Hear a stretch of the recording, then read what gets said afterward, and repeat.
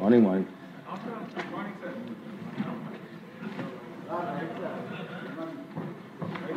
Okay okay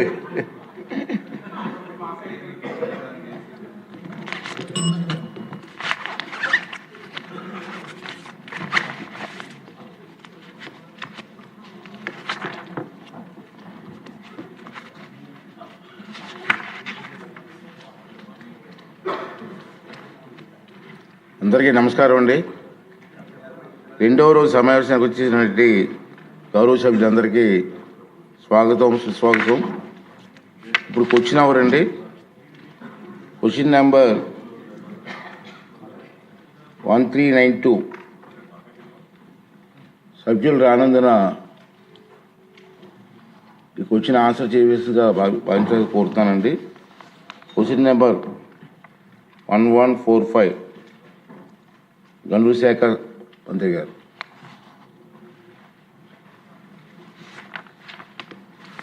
అధ్యక్ష, ఏ ప్రశ్నకి సమాధానం? అవునండి. 1/6/2019 నుండి 30/6/2024 వరకు ప్రొహిబిషన్ మరియు ఎక్సైజ్ శాఖ కల్తీ మద్యకు సంబంధించి 29 కేసులు నమోదు చేసిందని సమర్పించడమైనది. ఈ కేసుల్లో 191 మందిని అరెస్ట్ చేయడం జరిగింది అధ్యక్ష.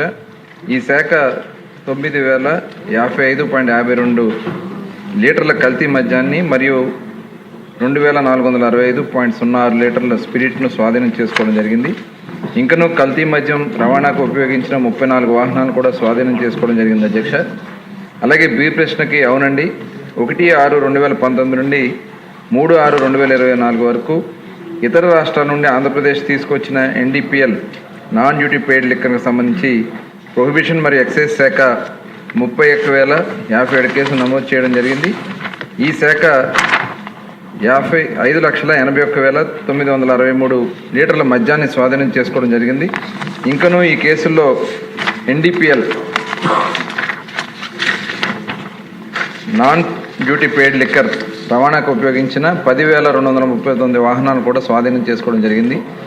సి ప్రశ్న అవునండి. డి ప్రశ్నకి సమాధానం ఆంధ్రప్రదేశ్ ఎక్సైజ్ చట్టం 1968లోని 46వ విభాగం, ఆంధ్రప్రదేశ్ ప్రొహిబిషన్ చట్టం 1995లోని 13వ విభాగం మరియు ఆంధ్రప్రదేశ్ ఎక్సైజ్ నేరాల సమ్మేళన నియమావళి 2000 కింద నిర్దేశిత విధానాన్ని వాహనాలను విడుదల అనుసరించడం జరుగుతుంది.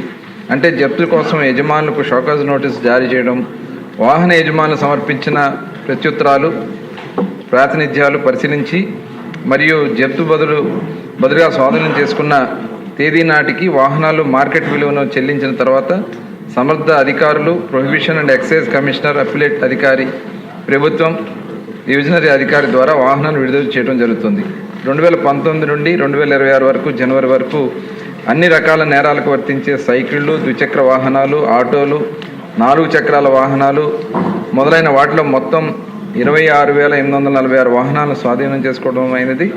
ఈ కాలంలో 936 వాహనాలకు తాత్కాలిక కస్టడీకి విడుదల చేయడం మరియు కోర్టు ఆదేశాలపై 254 వాహనాలు శాశ్వత విడుదల చేయడం మరియు వాహనాల యజమానులు చేసిన అప్పీళ్లపై CPE ద్వారా 3,168 వాహనాలు శాశ్వతంగా విడుదల చేయడం జరిగింది. వివరాలు అనుబంధంలో జతపరచడమైంది. వసంత కృష్ణప్రసాద్ గారు. ధన్యవాదాలు అధ్యక్ష. మంత్రి గారు అన్నిటికీ అవునని సమాధానం చెప్పారు అధ్యక్ష. 2019 నుంచి 24 వరకు రాష్ట్రంలో పరిపాలన చేసిన ప్రభుత్వ హయాంలో తీసుకున్న మద్యం విధానం రాష్ట్ర ప్రజల్లో తీవ్రంగా ఇబ్బంది పెట్టింది అన్నది ఈ సభలో చెప్పాల్సిన నిజం అధ్యక్ష. దశల వారీగా మద్యపాన నిషేధం అంటూ రాష్ట్ర ప్రజల్ని ఆనాటి ప్రభుత్వం తీవ్ర ఇబ్బందులు పెట్టడం జరిగింది అధ్యక్ష.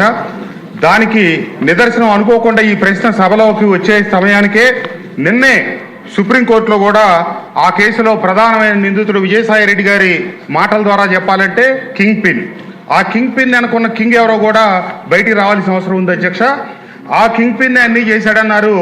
నిన్న సుప్రీంకోర్టులో 3,500 కోట్ల రూపాయలు స్కామ్ కాబట్టి ఇతనికి 300 రోజులైనా కూడా బెయిల్ ఇవ్వం, బెయిల్ గురించి అడగొద్దు అని కూడా సుప్రీంకోర్టు నిన్నే చెప్పడం జరిగింది. ఇది ఆనాటి ప్రభుత్వం నాణ్యమైన బ్రాండ్లు అందుబాటులో లేకపోవటం, నాసి రకం మద్యం, దీంతో ప్రజలు తీవ్రంగా ఇబ్బంది పడ్డారు అధ్యక్ష. ఆ రోజున మద్యం తయారీ కంపెనీల నుంచి కమిషన్ల రూపంలో లిక్కర్ కేసుపై 250 రూపాయలు, బీరు తదితర వాటి మీద 150 రూపాయలు కమిషన్లు తీసుకొని ఒక వ్యవస్థీకృత నేరం కింద దీన్ని మార్చి ఈ రోజున సిట్ ఏర్పాటు చేస్తే తేలింది ఏంటంటే 3,500 కోట్ల పైచీలకు దీంట్లో కుంభకోణం ఉన్నట్టుగా బయటపడింది అధ్యక్ష. ఇంకా విచారణ జరుగుతూ ఉంది, కోర్టుల్లో కూడా ఉంది, కొంతమంది నిందితులు అరెస్ట్ అయి ఉన్నారు. సరే, మన ప్రభుత్వం వచ్చిన తర్వాత ఆ విషయాల్ని ప్రజలకు ఏమైతే ఇబ్బంది కలిగి నాసిరకం మద్యం కావలసిన బ్రాండ్లు దొరక్క తీవ్ర అవస్థలు పడతా ఉంటే ధర పెంచితే ప్రజలు మద్యం తాగరు అనే ఒక సాకు చూపిస్తూ ధరలు కూడా పెంచి ప్రజలకి నాణ్యమైన మద్యం అందుబాటులో లేకుండా చేసినందువల్ల చాలా ఇబ్బందులు పడ్డారు. ఈ కూటమి ప్రభుత్వం అధికారంలోకి వచ్చిన తర్వాత కింద తరగతి ప్రజలు వాళ్ళు అలవాటు పడిన తర్వాత ఆ అలవాటు మానుకోలేని పరిస్థితి ఉంటే 99 రూపాయలకే మద్యం అందుబాటులో తీసుకురావడం జరిగింది అధ్యక్ష. నేను ప్రధానంగా అడుగుతా ఉంది ఏంటంటే, ఒక్క నిమిషం అధ్యక్ష, ముగిస్తాను. ఆ రోజు ప్రభుత్వం తీసుకొచ్చినటువంటి అసంబద్ధమైన విధానం నాణ్యమైన మద్యంలో అందుబాటులో లేనందువల్ల ప్రజలు పక్క రాష్ట్రాల నుంచి అక్రమంగా మద్యం తీసుకొచ్చే క్రమంలో సరిహద్దు జిల్లాల్లో దొరికి వాళ్ళకు సంబంధించిన వేలాది వాహనాలు పోలీస్ స్టేషన్లో సీజ్ చేయడం జరిగింది అధ్యక్ష. అది తప్పు ఆనాటి ప్రభుత్వాన్ని. రాష్ట్రంలో సరైన బ్రాండ్లు కనుక అందుబాటులో ఉండుంటే ప్రజలు దొంగతనం చేయాల్సిన అవసరం వస్తుంది. తప్పు జగన్మోహన్ రెడ్డి గారి ప్రభుత్వం చేసి ప్రజలకు సంబంధించిన వేలాది వాహనాలు పోలీస్ స్టేషన్లో మంత్రి గారు చెప్పిన ప్రకారం దాదాపుగా 50,000 వాహనాలు స్టేషన్లో సీజ్ అయ్యి అనవసరంగా పడి ఉన్నాయి.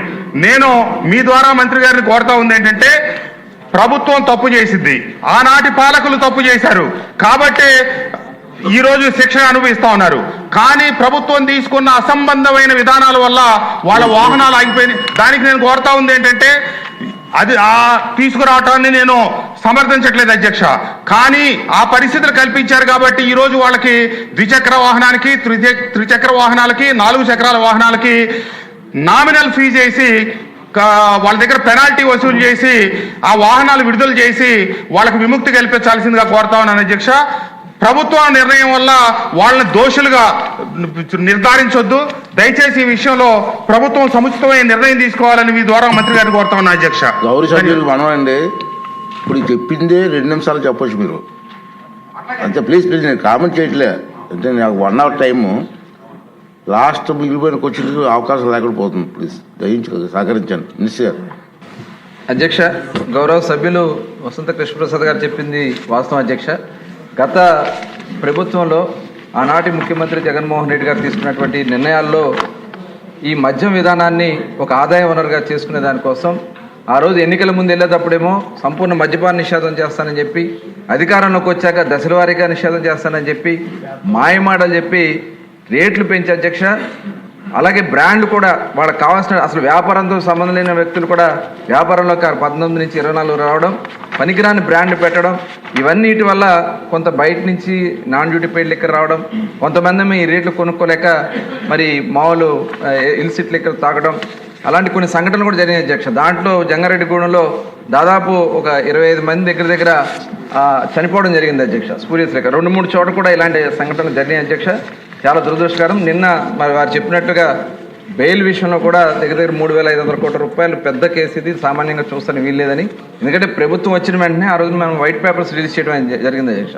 దాంట్లో ఎలా జరిగింది, ఎక్కడ జరిగింది, ఆ రోజు మరి డిస్టిలరీస్ని, అలాగే అక్కడ ఉన్నటువంటి మద్యం వ్యాపారం అంటే గవర్నమెంట్ షాప్స్ అని చెప్పి రెంట్ల దగ్గర నుంచి అన్నీ కూడా ఒక మాఫియాలాగా చేశారు అధ్యక్ష.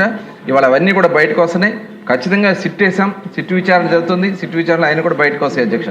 అలాగే వాహనాల విషయం, ఎందుకంటే మనం వచ్చిన తర్వాత స్పూరియస్ లిక్కర్ మొత్తం కూడా కంట్రోల్ చేసాం. నవోదయం ప్రోగ్రామ్ పెట్టి ఎక్కడ కూడా స్పూరియస్ లిక్కర్ లేకుండా చేసాం అధ్యక్ష. ఎక్కడన్నా వచ్చినా కూడా ఇమీడియట్గా యాక్షన్ తీసుకోవడం జరుగుతుంది అధ్యక్ష. దాంతోపాటు మనం రేట్లు, బ్రాండ్లు అన్నీ కూడా ఈక్వల్గా పక్క రాష్ట్రాలతో ఈక్వల్గా తీసుకురావడం వల్ల నాన్ డ్యూటీ పెయిడ్ లిక్కర్ మన రాష్ట్రంలో తగ్గింది అధ్యక్ష. మన రాష్ట్ర ఆదాయంలో బోర్డర్ డిస్ట్రిక్ట్స్లో పెరిగింది అధ్యక్ష. ఇవాళ ఎందుకంటే ప్రభుత్వ ఆదాయం, ప్రజల ఆరోగ్యం. ఇవాళ ఆ ఇల్సిట్ లిక్కర్